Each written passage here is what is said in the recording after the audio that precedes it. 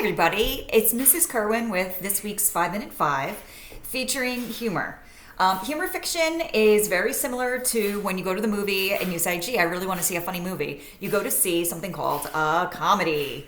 So you watch those TV shows that are funny, like The Office, that's considered a comedy, or you go see a movie that's funny.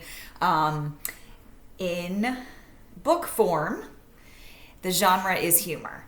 So the characteristics are that they have funny or comical events or scenes that are intended to make the reader laugh, and they could also be about quirky characters that are funny or amusing. Very popular examples of those are Diary of a Wimpy Kid and Dork Diaries. I'm going to talk about 5 books today, so let's get started. The first book I'm going to talk about is by James Patterson, and he writes another series called the Middle School series. And this one is called iFunny, and it is both of them, the middle school series as well as iFunny, both are very, very similar to Diary of a Wimpy Kid, where it has the illustrations and the comics in it, but it's also a lot of text.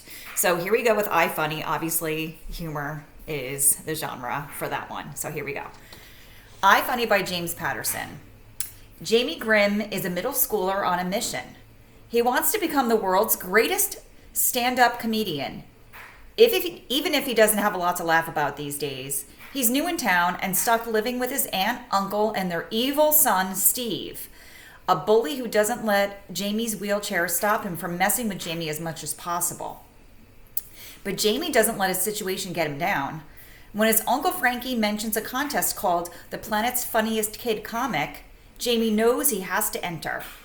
But are the judges only rewarding him out of pity because of his wheelchair, like Stevie suggests? Will Jamie ever share the secret of his troubled past instead of hiding behind his comedy act?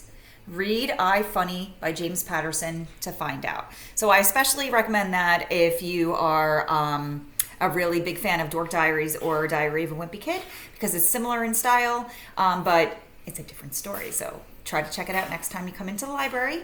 Or, as always, since we're not in school right now, I'm going to have links down below that'll show you where to get all of these books when I'm done talking about them. So here we go. Book number 2 is Holes, which also was made into a movie, and it is one of my all-time favorite books. It's amazing. So here we go. Holes. Stanley Yale Nats is being charged with a crime that he didn't even commit. At court, the judge gives him a choice. He can either go to jail or he can go to Camp Green Lake. Stanley's family is poor and he has never gone to camp before. Yet Camp Green Lake isn't your typical camp. In fact, there is no lake. Welcome to Camp Green Lake, said the driver. Stanley looked out the dirty window. He couldn't see a lake and hardly anything was green. The land was barren and desolate. He could see a few rundown buildings and some tents. Farther away, there was a cabin beneath 2 tall trees.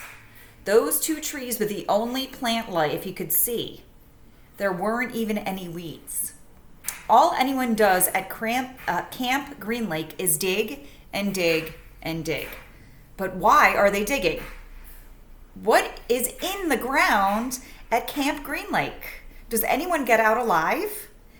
Read Holes by Louis Sachar to find out the mystery of Camp Green Lake. I highly recommend it. It's hilarious and it is a page turner and it's one of my all-time favorites. So yeah.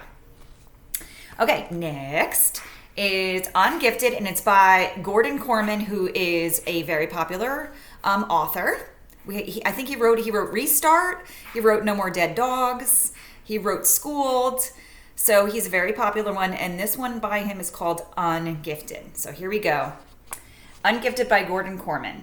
Have you ever had one of those days at school that you know is going to result in a phone call home? You walk home as slowly as possible and then try to be the one that gets the phone every time it rings. That is exactly how Donovan Curtis feels the night that he accidentally destroys his middle school gym.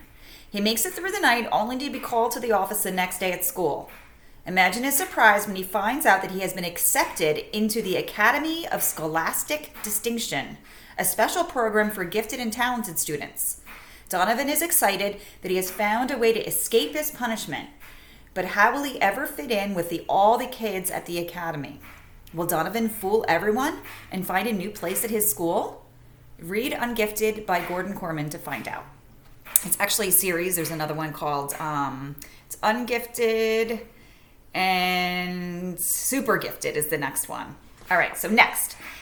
This is also a series. It's called Better Nate Than Ever, and I'm going to read about it right now. Nate Foster has big dreams. His whole life, he's wanted to star in a Broadway show. Heck, he'd even settle for seeing a Broadway show. But how is Nate supposed to make his dreams come true when he's stuck in Jankburg, Pennsylvania, where no one, except his best pal Libby, appreciates a good show tune?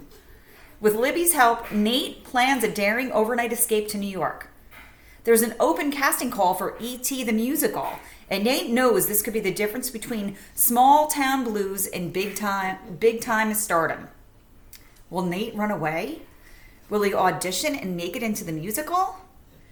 Read Better Nate Than Ever to find out. And finally, the last book I'm going to read about, the fifth book, is Liar Liar by Gary Paulsen, who also is a very popular author. Gary Paulsen wrote Hatchet. He wrote Brian's Winter. He wrote just a ton of books. You're probably familiar with him. So this one is actually a total departure. He usually writes these adventure, a Woods Runner he wrote. He writes like a lot of adventure and woodsy kind of outdoorsy books. And these ones are his departure that's more humor. So here we go with Liar Liar by Gary Paulsen. 14-year-old Kevin is one of the best liars out there, but he doesn't think it's a problem. It's not like he means to cause trouble by lying all the time. He just tells lies to make things easier for everyone and, okay, maybe for himself as well. Like telling a social studies project partner that he has a serious disease, so she'll do all the work. Or lying to his teachers to get out of class so he could spend more time with his crush. But just as his lies start to snowball, Kevin's friends, family, and teachers aren't very happy with him at all.